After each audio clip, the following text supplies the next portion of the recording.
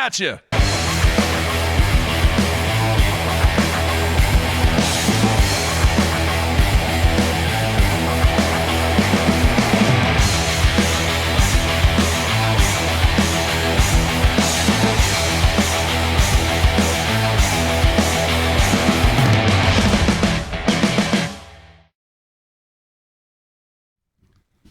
Good Tuesday, everybody. Welcome once again to BTL Bass Talk Live, where we're going to talk bass fishing and anything else that we want to talk about.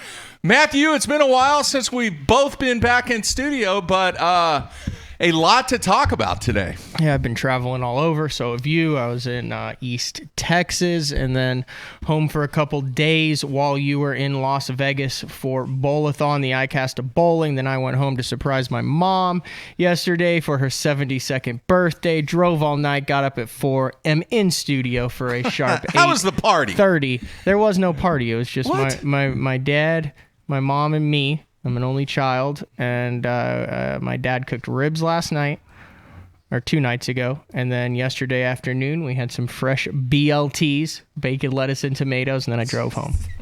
Was in bed by 11. Did you finish the Reader's Digest? Yeah. I kept perusing the Reader's Digest. If you watched yesterday's show, I was reading some fun facts from Reader's Digest. So. All right, good show today. We're going to have Jamie Hartman on after his victory on Lake Guntersville, and we'll have him on here in about 15, 20 minutes. I do want to let everybody know on this. I did speak to Brad Hallman. Brad Hallman is going to be in studio on Monday to break down his performance at Lake Champlain, and then Tuesday we're off to ICAST. So on Wednesday, tomorrow, I'm flying solo, but we're going to have 2 guests. Winners Week continues. We're going to have Casey Scanlon on the first part of the show, and then the second part, we're going to have Cliff Pace on. So 3 champions this week, Matthew. Very nice. Casey Scanlon getting the job done this past weekend on Lake Champlain, making the long run to Ticonderoga, and Cliff Pace making a crucial jerk bait move in the third period of the final day of Major League Fishing, wrapping up their inaugural season, 8 tour stops.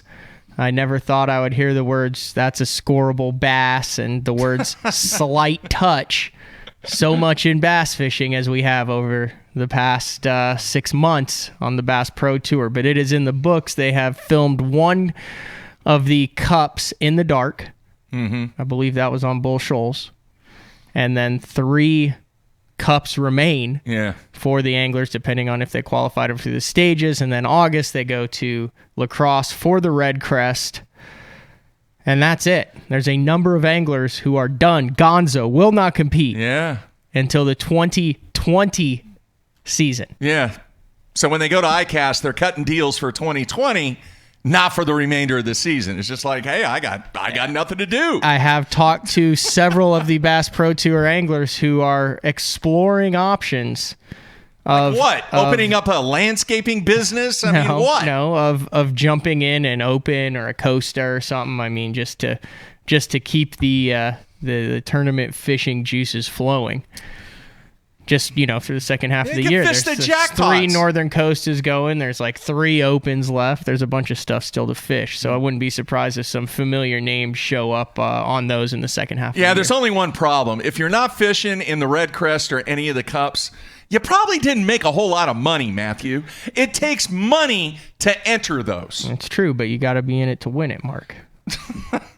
Okay. There's only one way. If you're going to make a lot of money in tournament fishing and you have it, there's only one way to make it. You got to be in the damn tournament. Dude, I'm not disagreeing with that whatsoever, but you got to have the jack to be able to pay for it. Absolutely. But, I mean, you are wearing a hat of a team that was in last place in the NHL in January and ended up hoisting the Stanley Cup several weeks ago. If they in January had said, boy, we're above our salary cap. We're not getting the job done. We're just going to quit because there ain't no way we're going to make revenue this year. Yeah. They would not have held up the Stanley Cup. But they were trying to win the Cup. They were trying to make it to the championship. There is absolutely zero possibilities that any of these guys that are done for the season are not going to make a championship. No, that's not true because you could fish the 3 Northern Coastas, the first one coming up on, I believe it's on Lake Champlain, and qualify for the 2020 Cup and the Costa Championship. I'm assuming assuming they're not going to have any problem getting into those events. Based on the Costa numbers this year, I think if you got a buddy who's willing to pony up the co-angler fees, you're in. Yeah, but you know what that's like, Matthew? That's like being on a championship caliber baseball team, and then all of a sudden you get knocked down to AA going, hey, man, we can win the AA championship. I'd rather win the AA championship than no championship. Yeah. Are these guys not supposed to be the best in the world? Well, according to Gary Klein in the most recent article, they are. Well, if you look at the Klein Proud and Thankful to the inaugural Bass Tour season, he said, dude, hang on a minute. I get the fact that you're saying, okay, you've had a bad year. You might be able to fish 3 or 4 tournaments, maybe salvage something. I get that. But we're in July. Some of those people had probably the worst careers that they've had. The worst year they've had in their entire career. Yeah, Gary Klein said, I was talking with Boyd the other day, and we both agreed that MLF is arguably the most recognized circuit in bass fishing, and we've done it in just 6 months. There's no telling what we'll look like 5 years from now as we continue to build MLF from the top down. Now, that's what I wanted to talk to you about, because you're a business guy. Yeah. What are the advantages of building from the top down as opposed from the bottom up? Because in my limited experience, I've always heard you want to build the base. It's like a pyramid. You got to build the base, and then you put the capstone at the top. That way, if pieces fall, you still have the foundation to. So, I mean, obviously, that's a business strategy, building from the top down. Never as well. done it that way, Matthew. I have zero experience in building from the top. It's always you lay the foundation, you set up the framing, you put the drywall on, you add carpet, you paint, you put bricks on there. You keep it going. So I have no experience. I have no idea. I think you and I will both agree, though, that do they have a foundation? Obviously, they do. Agreed? Mm-hmm. Do they have the framing up? To an extent. To an extent. I mean, there's some things. They may have a wall or two that they need a patch job on to fix, but I'm not clear on exactly what that means. About from the top down. Are you talking? Maybe he's talking about the management structure. Yeah, here's a top-down business approach. The top-down approach is a traditional model for business management. This is just how it's managed. Then all strategic decisions are made at the highest level of the company and then carried down. But he's talking about building the entire. That's like you start at the peak and then what? You spread out? As we continue to build MLF from the top down. I think he's referencing possibly the management team. Maybe. Well, why did he not? No, there's no from telling. The top down. Well, that's what they did, though. They did build it from the top down. They started at the very top with the Bass Pro Tour with nothing underneath it. Now they're building it down with supposedly the feeder systems that are coming out. So I wanted to ask you about that because I read it and I was like, I had not heard of that. I'm sure there are successful businesses that have done that out there. I've just personally never been involved with any organization Everything that I is find from the is top down. Is top-down management. Yeah. That's your basic org structure. Anyway, it's interesting comments from Mr. Klein on that. Yeah.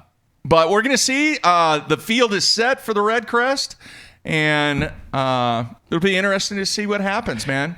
Big names in the field, big names not in the field. Yeah, it was real interesting. And something we didn't get to talk about was Sprague, no camera in the boat on the final day of his competition. While basically all he had to do. Edwin finished 21st in his round. We didn't really get to talk about this. We can talk about it now. Yeah. Edwin finished 21st in his round. Sprague was in the other group. Yeah. Edwin had a camera with him. Yeah. Watched as he was in and out and in and out, and he actually handled it really well. And then Sprague had a chase boat with him for the next day. So basically, if he makes the cut and then doesn't finish last in the elimination or in the elimination round, he wins the Angler of the Year. But he didn't have a camera in his boat. Oh, okay. Why would you not have a camera in his boat? I don't know. Maybe there was some logistical issues there. I mean, they were still focusing on the tournament, but he had a chase boat that followed him the entire day. And they didn't have a camera in that chase boat? No, there was a camera in the chase boat. The only way you could watch Sprague as he tried to win the Angler of the Year was boat to boat with no audio. I don't know. I don't know. I don't know why they would do that. But he barely missed the cut, and then with like 3 minutes left, just snapped a rod in half, tossed it at the bottom of the boat. Is that pressure? Absolutely, that's pressure.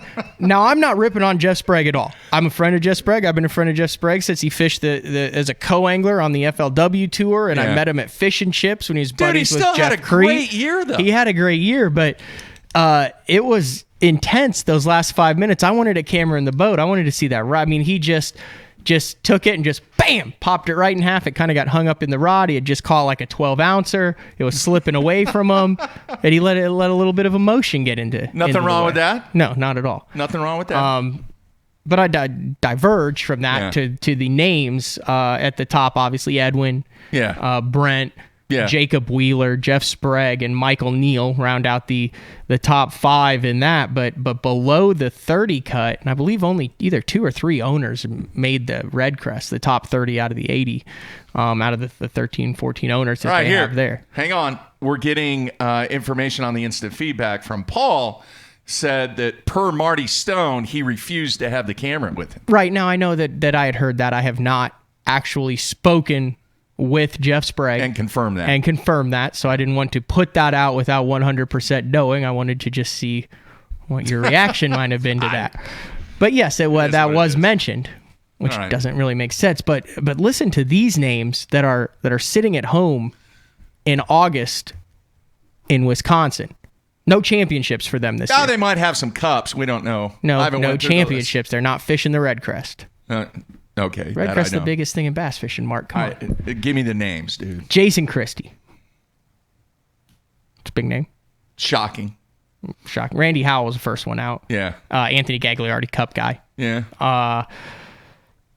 Gary Klein. Dave Lefebvre. I thought Dave Lefebvre would have really excelled in this. He didn't do bad, 38th. Yeah. Cliff Pace, who just won, not in it. Luke Clausen, one of the only guys who won a Cup and a FLW or a Bassmaster Classic. Gerald Swindle. Out.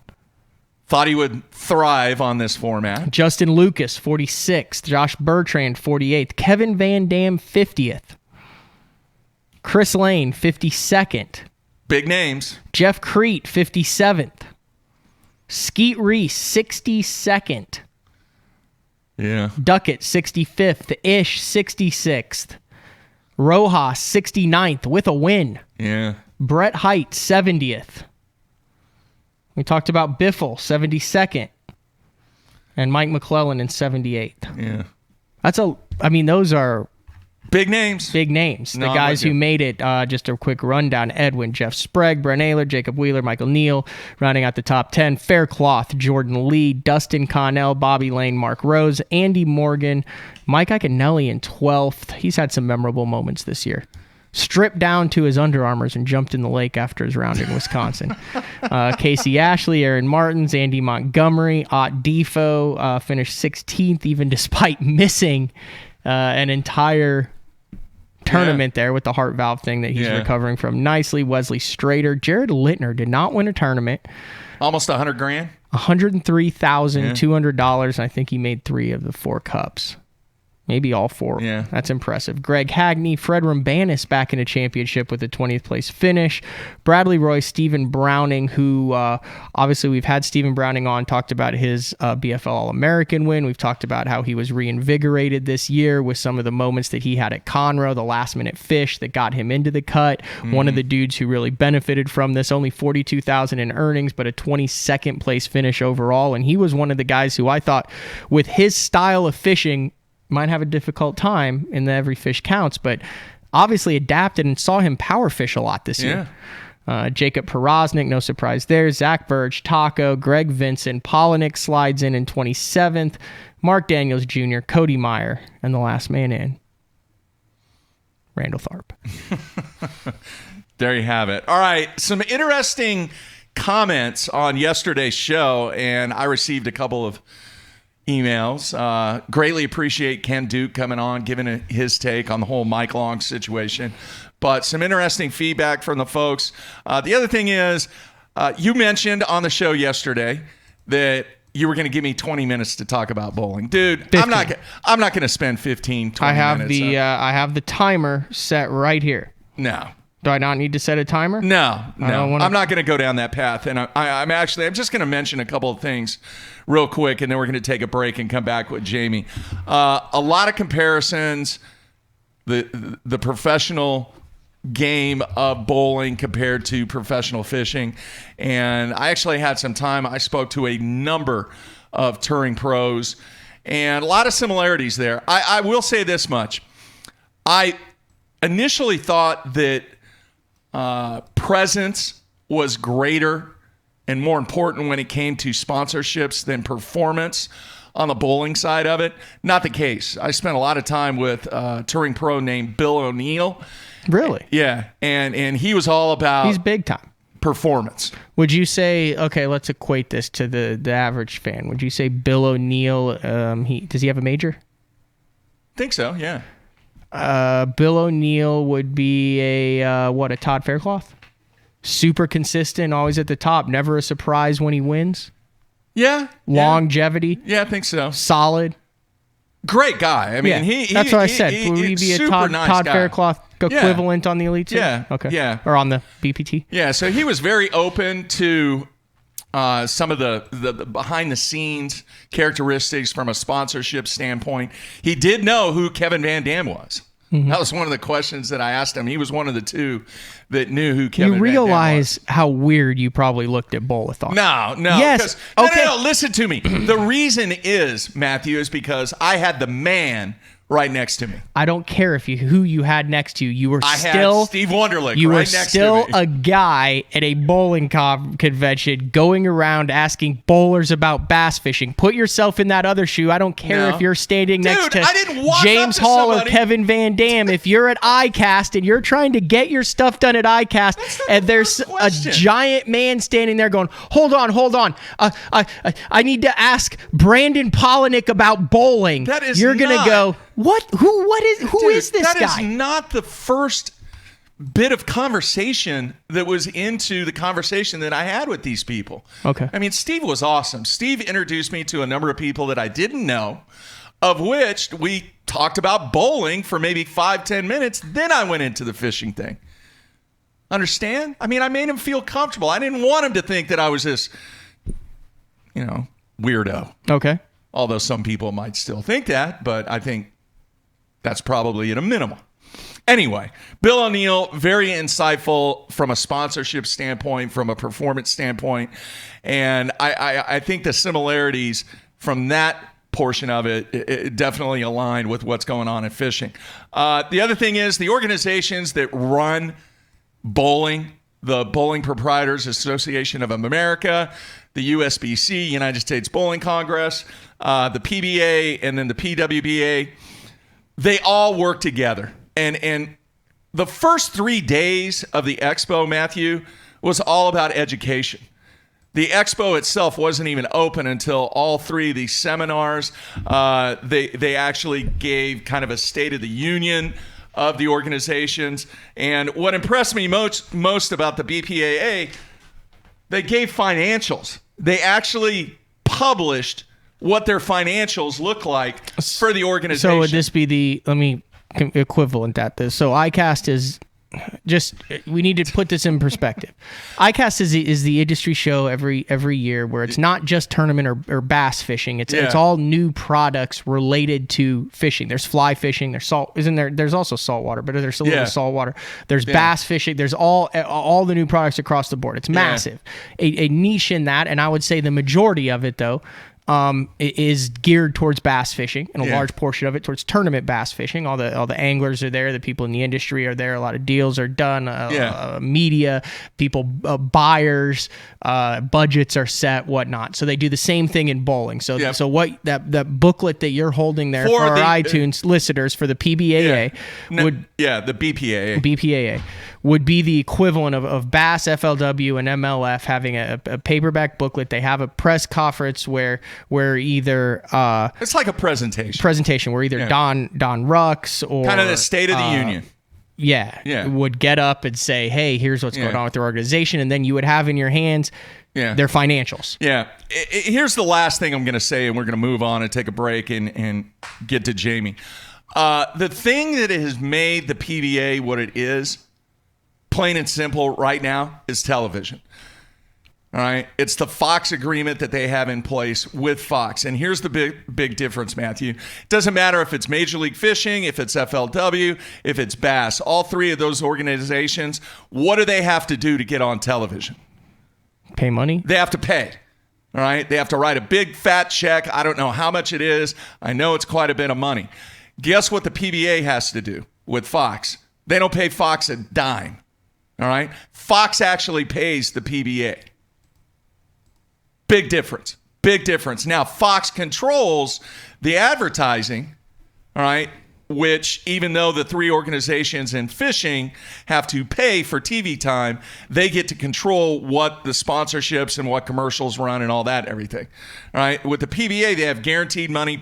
Fox has put in an enormous amount of money to support the PBA. And that's the big difference right there from a financial perspective. So how does that work? Does Fox put together an exploratory committee where they say we're looking to add sports in this demographic, and then they go out and they investigate Could be professional badminton and it could indoor be soccer and bowling and all this stuff, and then they say this fits what we want? Or does the PBA put together a package and then go to the networks? I mean, let me say this. Tom Clark, the commissioner and the chairman of the PBA, I met with him for about 2 hours, and he has done an incredible job at positioning the PBA with Fox and with all the other companies that are involved. The other thing is the PBA, the BPAA, and the USBC, even though they may have their differences, they're minute. And what happens is all three of those organizations work together to make the game better, to get as many people in the bowling centers as they can to where the sport continues to grow. How many times do we hear that in fishing? We're trying to grow the sport. But each of those organizations doesn't have their own professional trail, do they? No, there's only one. There's one, okay? But the three organizations recognize that they have to work together if they want to continue to get the bodies inside the bowling entertainment centers and the bowling centers. Bottom line, if you want to grow it, all three of them have to get along. Do they have differences? Yes. But the appearance and what I saw is a cohesive effort to do one thing, and that's make the game better.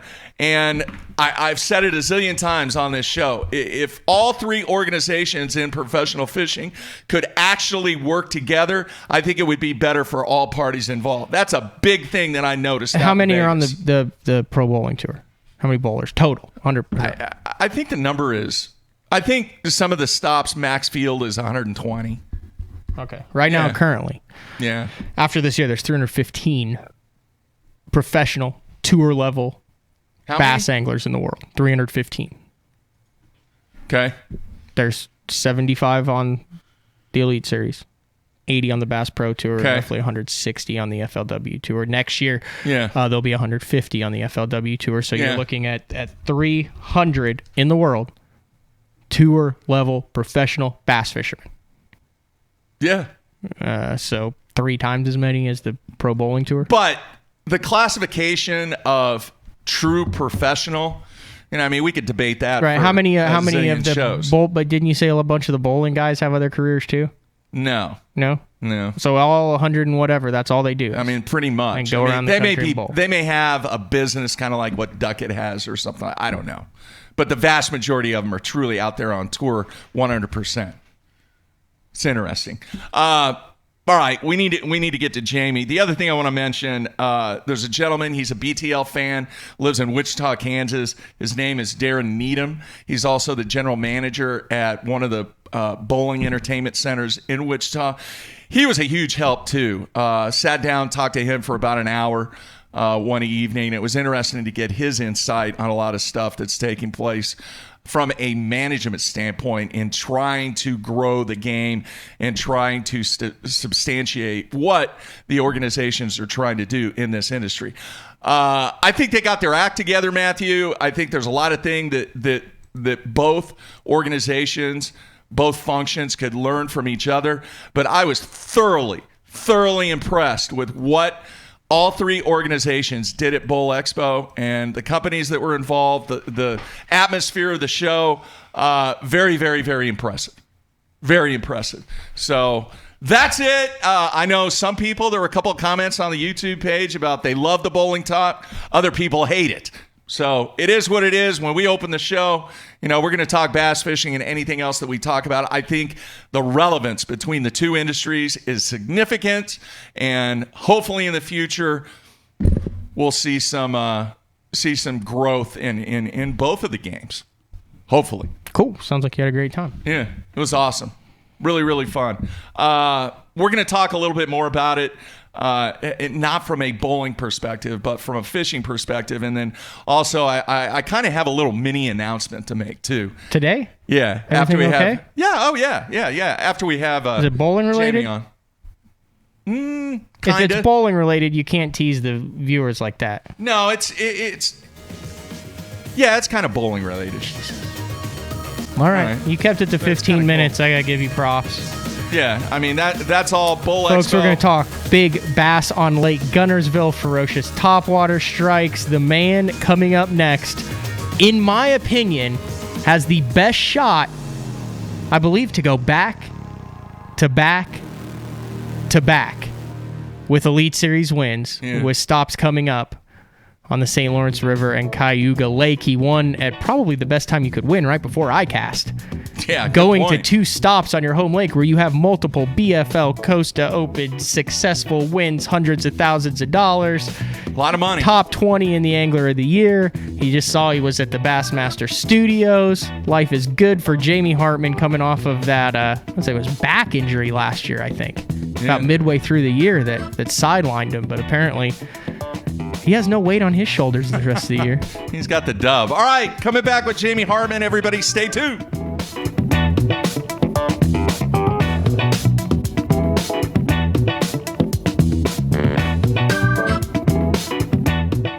Sleek new design with easy control file. The clearest images underwater with uncompromising range. Live mapping from the touchscreen. View notifications, video, even Google Maps on screen. And for the first time ever, real-time view of fish movements with live sight sonar. HDS Live. New from Lowrance. I got my power pole down, stuck in the mud in the bottom of the lake, sitting so still in the wind and the waves, could even be a hurricane. I got my power pole down.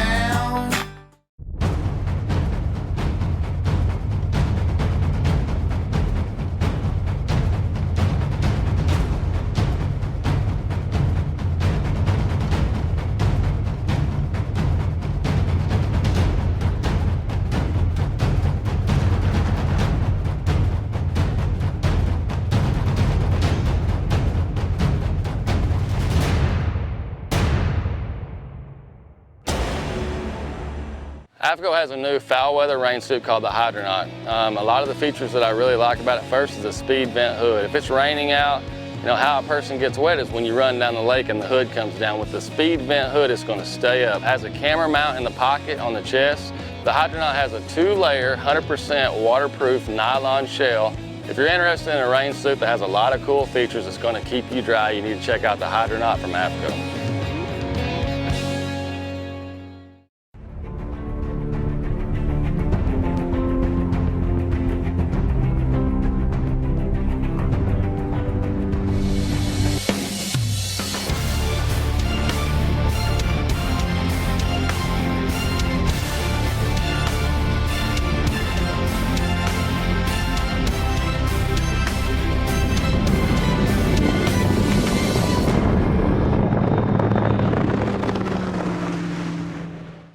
Aaron Martins here. I'm going to be telling you about a new product by Sunline. It's Siglon PE x8. I've been using it almost extensively all year for my frogging, flipping, drop shotting, shaky heading, worming, jerk baiting. It's by far my favorite Sunline braid. And I honestly, I don't say this unless I think it's true, but honestly, it's the best braid in the market of any of the braids. Definitely check it out. It's a price point line, $14.95 for 165 yards, and that could last you a whole year, just one spool with using leader material. It's Siglon PE x8. It's my favorite braid, and I think if you use it, it'll be your favorite braid too. Blue Water by TH Marine, offering LED lighting solutions for your boat, trailer, truck, ATV, and so much more.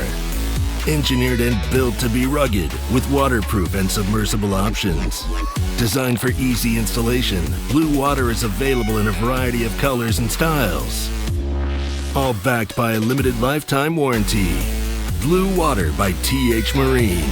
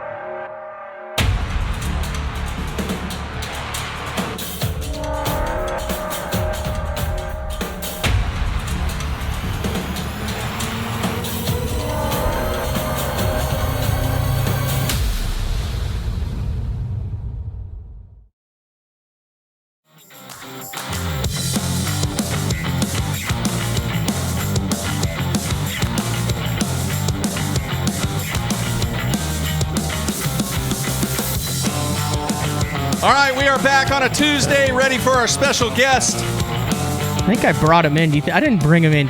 I didn't set it up too bad, did I? I mean, What are you talking about? I legitimately think. I mean, I know we had we have the back-to-back with Cobb at Hartwell and then Lake Fork, but Yeah. I legitimately think going into this, and now he's only won one tournament with bass, but I legitimately think Jamie Hartman has the best chance since what is it? Is it Denny Brower in 2003? Or did Van Dam win back to go We back? were talking about that. To back to back. He's going to be the favorite in the next two. Now, granted, you got to throw the Johnson brothers and Seth Feider and maybe a Cliff Perch into the mix at the St. Lawrence River, which takes place in about a month. But after that, Cayuga, he's going to have the most experience there. Yeah. He's got to be the favorite. He's 18th in the Angler of the Year. He just won on Gunnersville. Yeah. Place he'd never been until practice. He's pretty much a lock for 3 in a row, Mark. We'll see what he has to say about that. Jamie, you there, man? Yes, sir. How are you guys? Doing well, man. Matt he's building you up pretty well for these next 3 events. What is that events, called? Man. Let me use a business term. I'm bullish on Jamie Hartman for the remainder of the Elite Series season. Let's not get too out of control, all right? Let me tell you this. I'm in a private fantasy league group where you each draft 6 anglers and then you play 5 each week. Now, you can offer fair trades. I offered to trade 3 players, including 3-time FLW Tour Angler of the Year Clark Wendlandt, for you, and the person literally laughed in my face when I offered the trade. And said, "You think I'm getting rid of Jamie Hartman going to Thousand Islands and Cayuga? Get out of town." You guys are putting some serious pressure on me now. Nah. Oh, boy. Man, that place, both of them lakes, but especially the St. Lawrence River, is an open book with all the high-quality anglers that we have on our tour. Man, there's just... like I said, it's an open book because there's so many fish there from one end of that river all the way down to the other end. And to be able to pick somebody for that deal is is pretty tough because man, you can catch them so many different ways, and it comes down to getting a really good bite each day. And if you're not that guy, I don't care how many fish you think you can catch throughout the day, if you're not getting that one big bite, then you're not going to be that guy on top. And everybody's going to catch them. We've seen it in the past. We've seen the weights that are from up there, and they're absolutely out of control. So, yeah, you got them Canadian guys. They may know a little bit more than everybody else, but, you know, I still think it's an open book. Possible 100 pounds to win that tournament? Oh, yeah. If the weather stays good, it can be, without a doubt. We got to throw Gussie in the mix there. I forgot about it. You know, the Elite Series has a lot of different names on it this year, but when we go to the St. Lawrence, I think that might be the most stacked field on that fishery that there's ever been. Yeah. Yep. They don't have the history with bass there, but they have plenty of history themselves, winning a lot of big tournaments with big weights. Now, you had no history on Gunnersville, correct? Correct. He wrecked him. Yeah, we did. especially on Monday. And obviously the people that listen to this show know that I am a topwater freak, and I really want you to go into why you did what you did and what was so special about that Monday morning. Yeah, that was a last-minute decision on taking that rod out of the rod box. It was fishing the conditions, which is what we have to do with all the adverse conditions that we run into.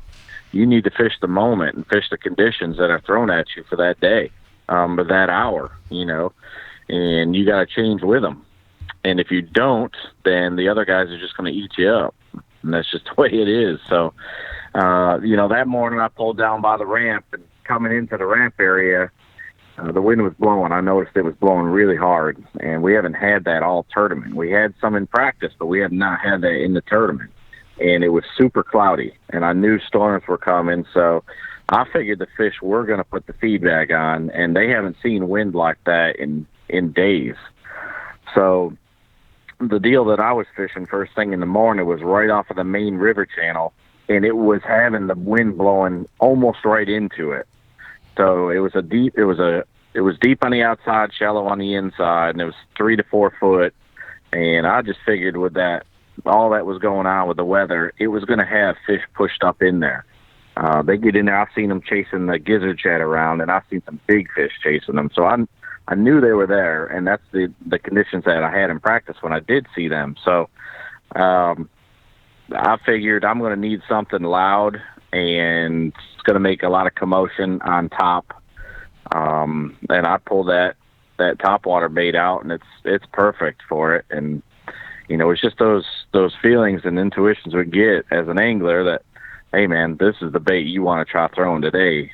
I figured I could catch them on something slow, and I probably could have, but man, it was a lot more fun catching them on top. You started out the tournament.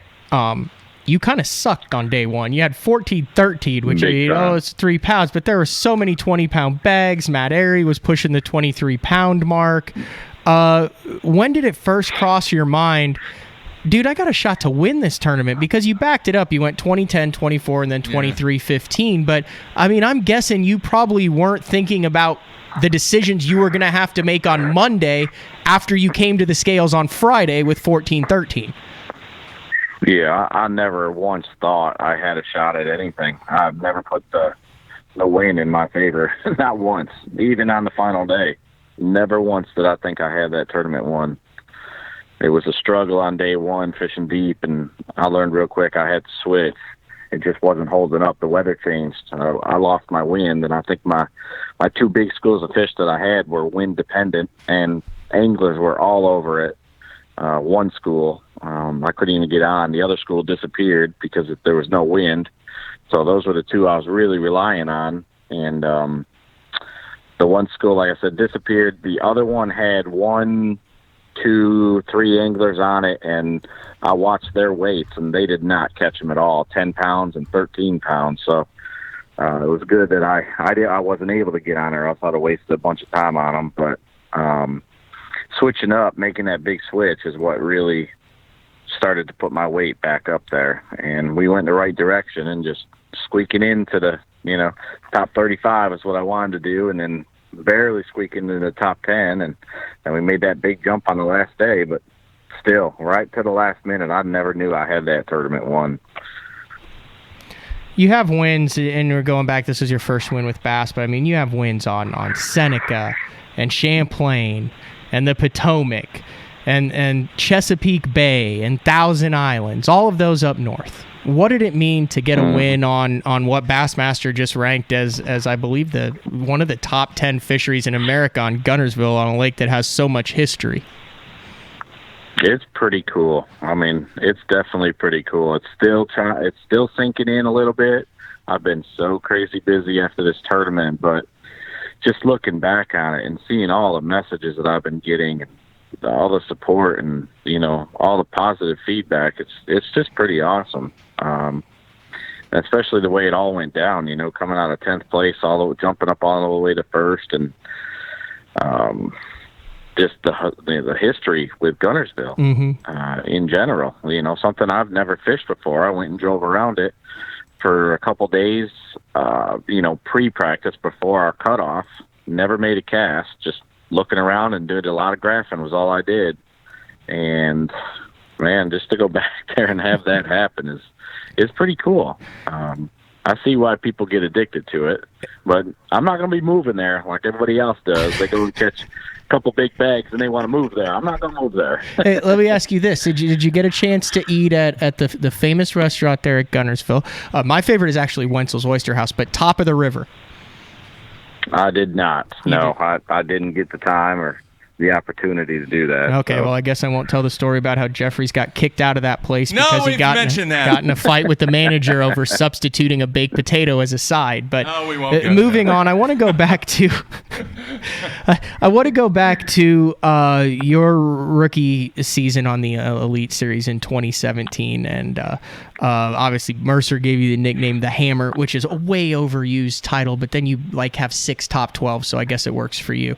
But one of the things, and I did a story with you for Bass Zone after this year was over, towards the end of it, was the amount of homework and preparation and pre-practice that you did. You basically lived on the road. That was before the Elite Series went to the no information rule for us. Once the Elite Series schedule was announced, you actually had 30 days then, so you knew the fisheries. You could do your homework on it. Everybody was doing it.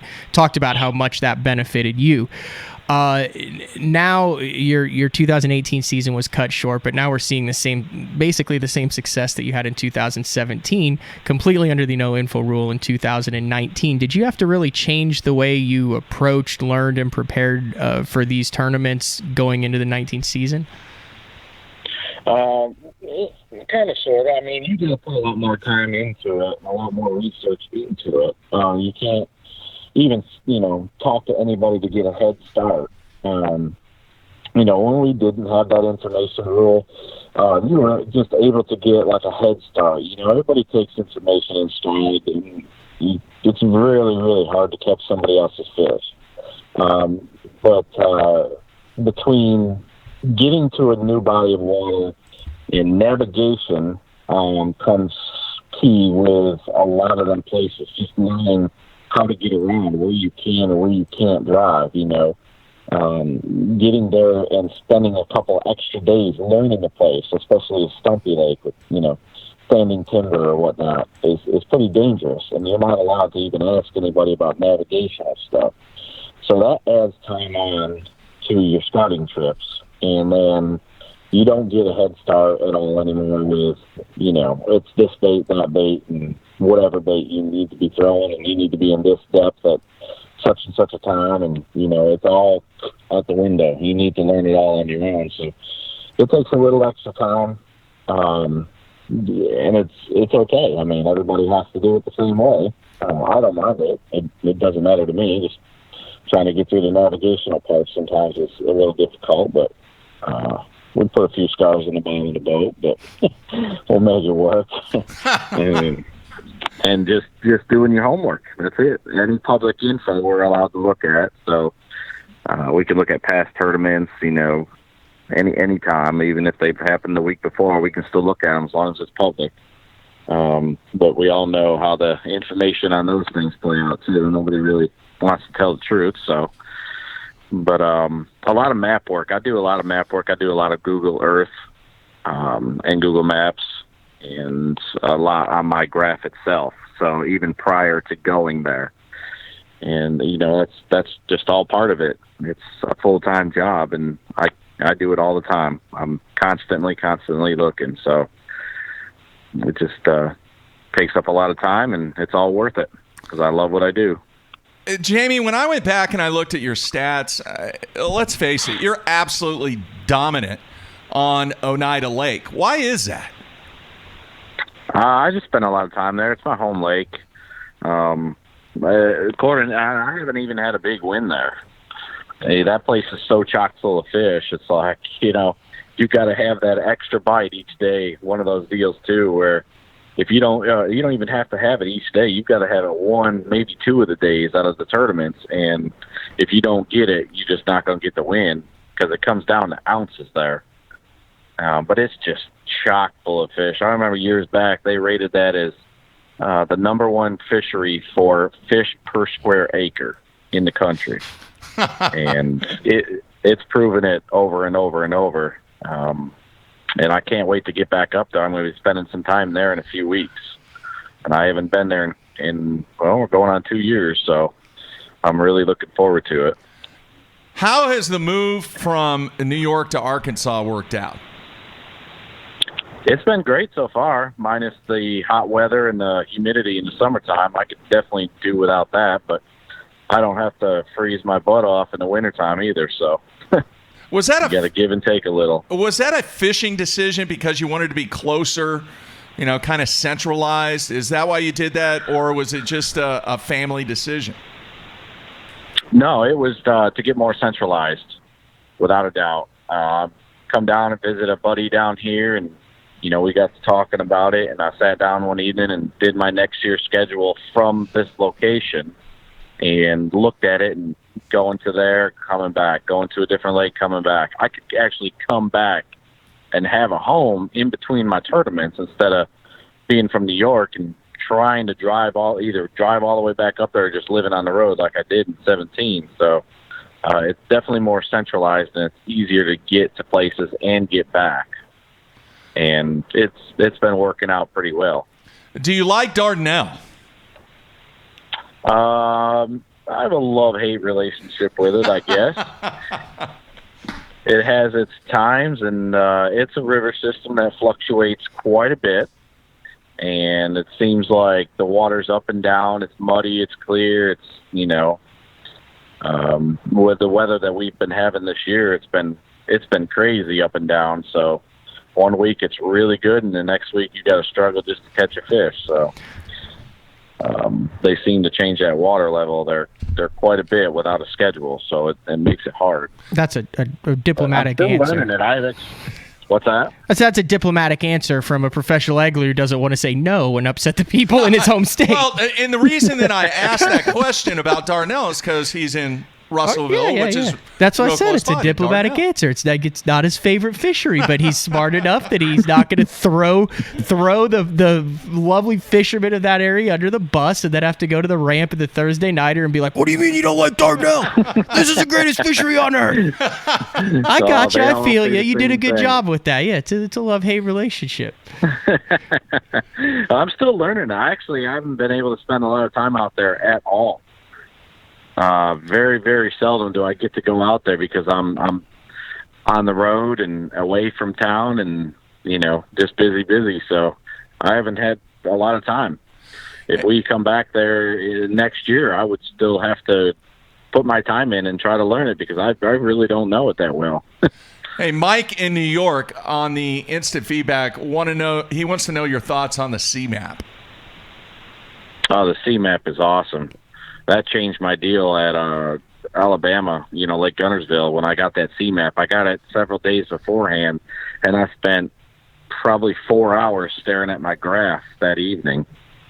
And it made a big difference. There's a lot of stuff that pops out, but man, it's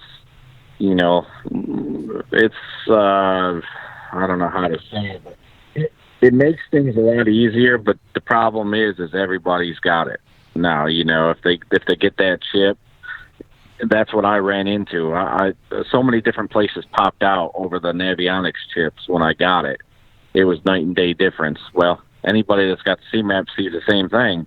And I ran into that running up and down that river, even trying to get on one of them spots was very difficult. So now everybody knows them, and everybody's going to fish them, and it just gets a lot of pressure now on those high percentage spots. So it makes things tough, too, at the same time.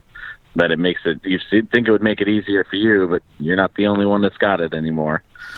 Yesterday, you spent the entire day at the JM Studios. What was that like?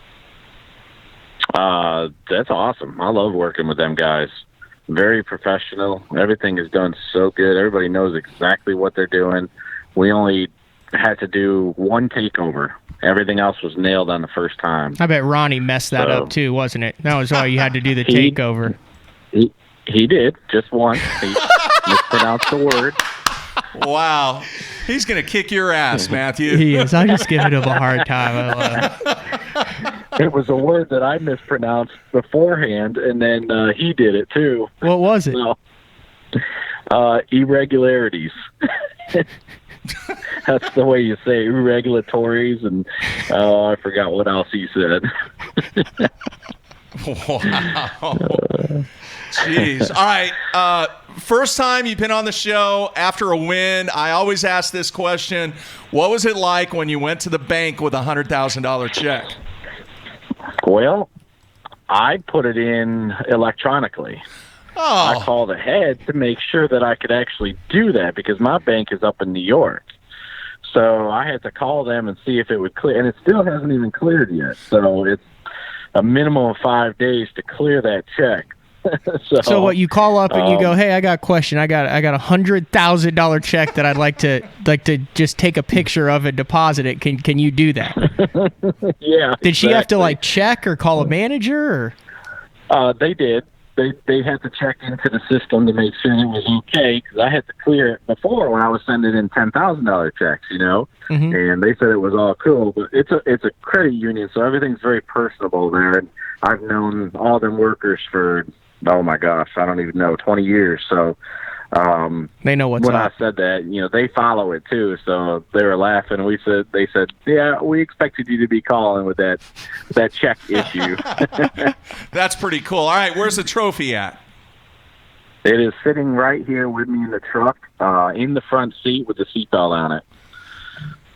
Oh, you had the trophy for the shoot yesterday. Is that what it was? Yeah, I did. And I went to visit a buddy, and I brought it with me because he wanted to see it. So,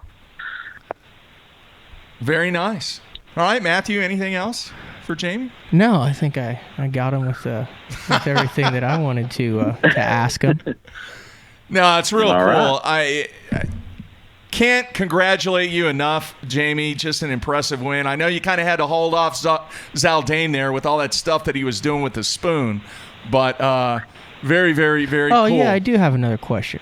Oh, okay, Matthew. Thousand Islands. Would you rather finish 10th but get beat by both of the Johnson brothers, or finish 11th but beat both of the Johnson brothers? I'll take a top 10. Right. They're cool. I mean, I'm just talking about they're dominant guys on the river there. I mean, I would say, 1, 2, 3, it's got to be Chris, Corey, and you in no particular order, wouldn't you say? Just as far as history and results. I mean, I know you can throw other guys in. And they got a lot more history on that place than I do. I don't, when I was fishing up there before, I love to go to the lake. I'll drive out to the lake a lot. We're not allowed to go to the lake. So I have not got a lot of experience in that river.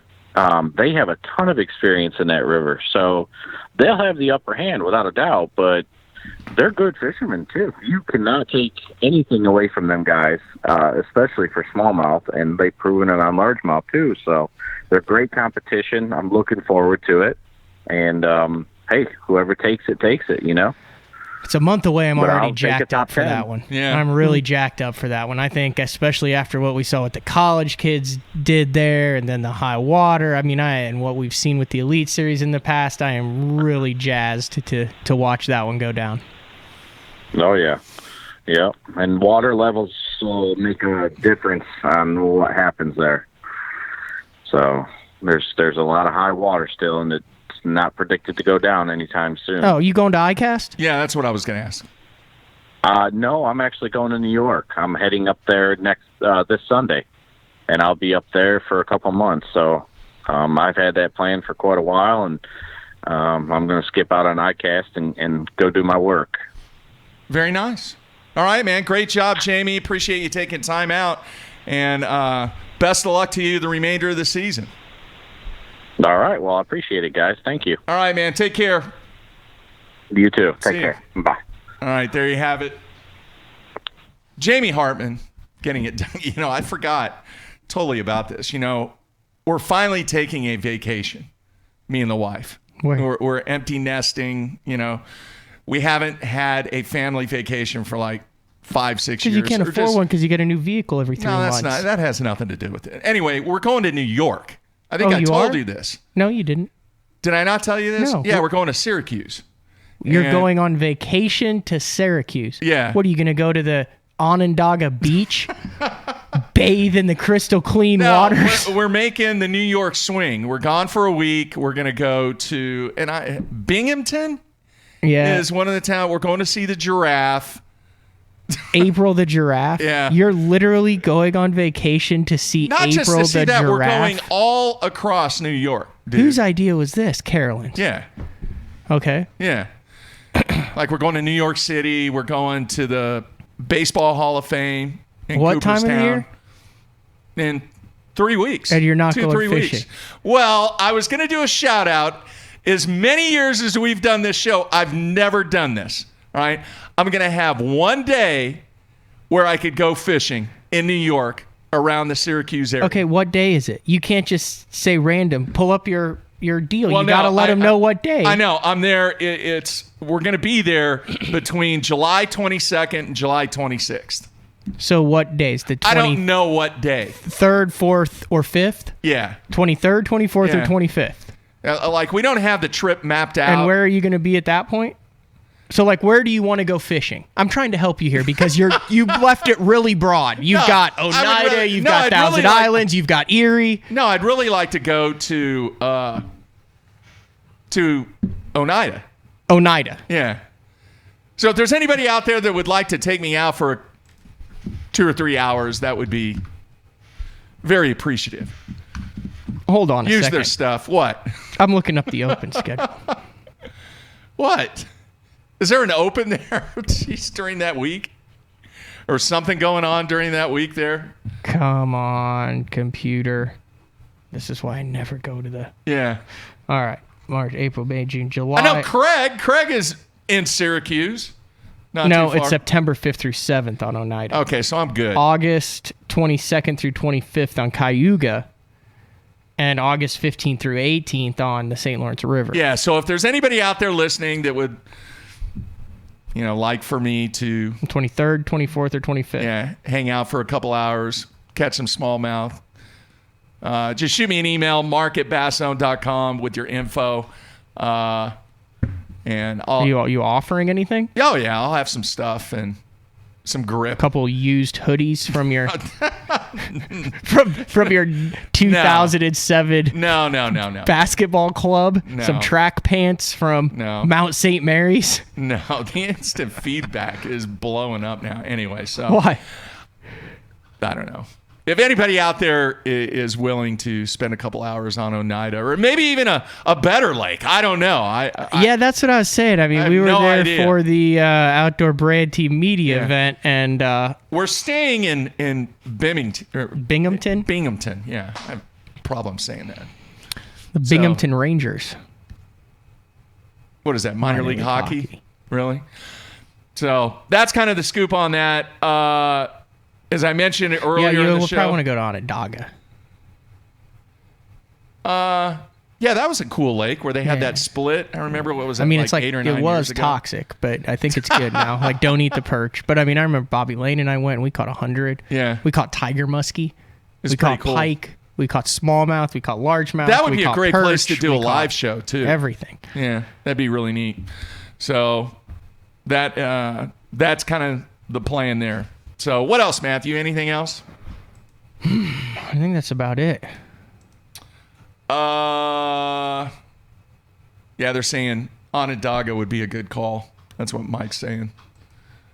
I think that's it. July 1st, a very important day for myself. Very important. Yesterday. Yeah. Because it marks what in a calendar year? Come on, you can figure this one out, Matthew. July 1st. How many months prior to July 1st in a calendar year? 7? 6. 6. It's the halfway point Yeah. of the calendar year. Yeah. All right. So the remaining 6 months of the year, I have a plan. I have 3 goals. Do you ever set up goals? Are you ever goal oriented? Absolutely. It sounds like Now- on your fishing, you're now definitely you would not goal-oriented. consider my goals goals. You would consider my goals failures. But they're That's goals not- for me. Oh, come on, man. Yes, I is set not. up goals. Yes, I do. I have goals. Okay. Now I don't obsess over them. Yeah. And they're fluid. Goals have to be fluid. They're primarily geared toward fishing, though, correct? Yeah, I'm 100% on track with my goals this year. Yeah. 99% on track with my goals this All year. right. 95. Okay, I'm about 80% on track with my goals this year. Yeah. So for the remaining 6 months, I have 3 goals. All right, goal number All right? 1. Goal number 1, and I started on it yesterday. All right. My goal is to lose 30 pounds. You're in good shape anyways. No, For 56 years I old? need to get in shape. I have a goal. I want to lose 30 pounds. Okay, I that's a have a generic goal. dietitian. You went and got it. You hired a dietitian. I have a dietitian. I have a trainer that's going to help me with this, who happened to be a friend of mine, the same trainer that AJ had. Well, if it does what it did to AJ, not only are you going to lose 30, you'll lose 40 and pack Yeah. on 20 of muscle. So I am totally changing the way that I eat, the everything. I've got to get in shape. Remember the year that you only ate bunless burger patties from It's not gonna be McDonald's? like that. You would go through the drive-thru. It'd Yeah. be me and Harold Allen and Dave Rush in the truck, or mainly just me and Harold Allen. Yeah. And you would say, I need 3 double cheeseburgers, no buns. And they would say, excuse me, what did this say? And you said, I need 3 plain double cheeseburgers from the 99-cent menu, Yeah. no buns. And they're like, Yep. so you want 6 cheesy patties? You'd say, Yeah. that is correct. And then you would mound the cheese patties together and then eat them like an apple Yeah. as we drove down the road. And this was twice a day for 6 months. It worked. I don't think it'd work now, but no, that's not what I'm doing. The dietitian, very, very good friend of mine. Okay. You know, I finally sent a text out. I said, I'm tired of being a fat ass. You were never a fat ass. You've always been in actually really good shape. Yeah. So I mean, you in your 50s are beating me in golf. yeah, between 25 and 30 pounds. 30 is the goal. Okay, so what's 2? All right. Part of the reason is because there's some activities that I want to accomplish. You know what? You went to Bowl-a-thon. You want to get back on the senior tour now. I'm going to shoot for it for 2020. Was that one of your goals? Yeah, there's another Sorry, I person. didn't mean to No, steal your that's okay. thunder. There's another person. Her name is Mandy Hawes, who owns one of the bowling centers here locally in Norman. She's going to help me out. She's going to give me free practice, free workout, and all that. We're and still going to everything. do BTL, aren't Oh, heck yeah. All right. The senior tour is only like 6 stops. we? Okay, is that a goal? Oh, so your goal number 1 is lose 30 pounds. What's goal Yeah. number 2? To get in shape. Is Is that not the same thing? as No, number 1? because you can lose weight and not be in shape. Agility, longevity, stamina. I mean, dude, I go for a walk at night now, and I'm in bad shape. So You take all the combinations of everything that is wrong with me, and this is like the last chance effort to truly get in shape. Before osteoporosis sets in. Before I am like in the convalescent home. All right, let's go number 3. Well, that's it. Lose 30 pounds, Get in shape, and shoot for a 2020 shot. This whole thing got started because of one gentleman. His name is Steve Sabina.